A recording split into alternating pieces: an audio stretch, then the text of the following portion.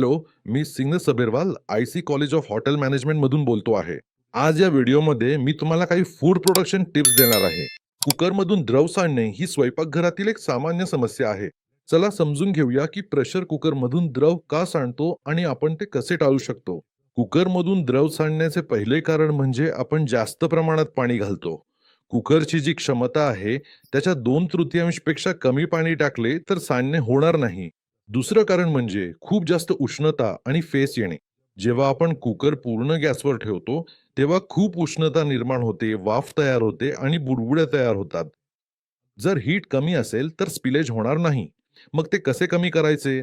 सर्वात पहिले आपल्याला गॅसची उष्णता कमी करावी लागेल आणि सर्वात महत्त्वाचा हॅक म्हणजे या द्रवामध्ये तेल घालावे. त्यामुळे स्पिलेज कमी होईल कारण फेस किंवा बुडबुडे कमी तयार होतील. अशा प्रकारे आणखी फूड हॅकसाठी आमच्या सोबत राहा. या कॉलेज ऑफ हॉटेल मॅनेजमेंटमध्ये.